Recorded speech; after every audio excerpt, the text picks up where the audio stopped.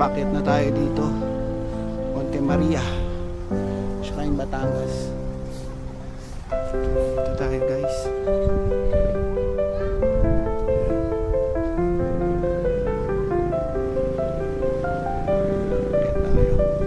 Balikan ko yung pag nasa taas na ako guys. Pwede magparada ng motor sa baba. Pwede din dito sa taas. Sa parking ng motor. Ayan guys. So mag-park ng motor.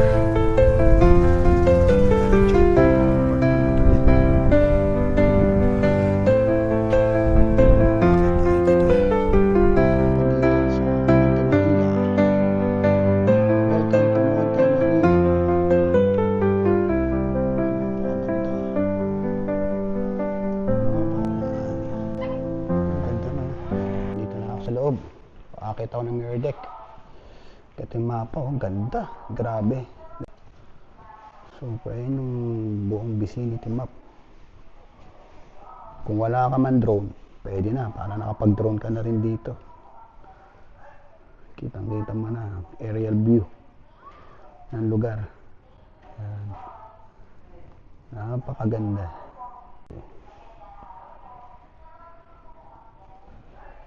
Yan, okay. Mirror deck. Kaya tayo sa mirror deck. Ito ko ngayon sa amenities na lugar. Ayan. Pwede rin daw kayo magpahinga dito, sabi ni ate. Yan, ang ganda. At makapag-relax ka. Ano kailang coffee shop.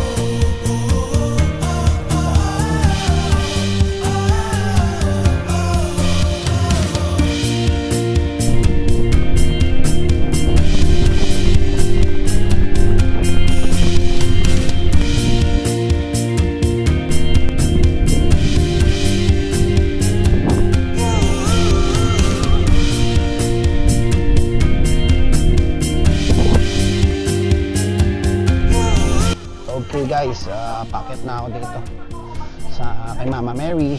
So, tayo sa taas. Actually, madali naman siya lakarin. Huwag lang kayo magmamadali. Ayan, kaya naman lakarin to. Enjoy nyo yung lamig ng lugar. Enjoy nyo yung sarap.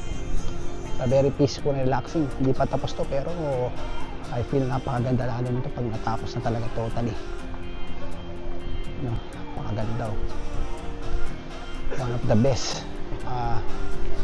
Mataas na statue na ata ito. Hindi ako nagkakamali. Dito sa Pilipinas. Natalo na rin na tayong statue ng Brazil.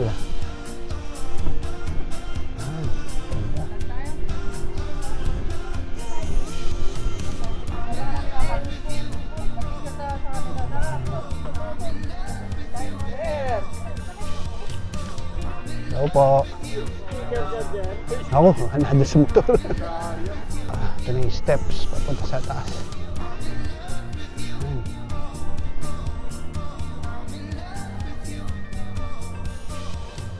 Matapos ito nga na ito.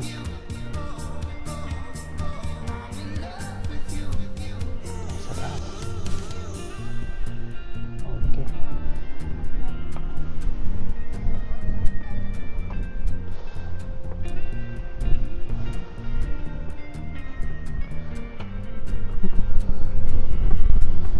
Yan, ang Monte Maria Shrine. Napakaganda po. Kaya naman siya akyatin. Huwag lang magmamadali. Enjoy nyo yung sinig nyo, yung lamig ng hangin.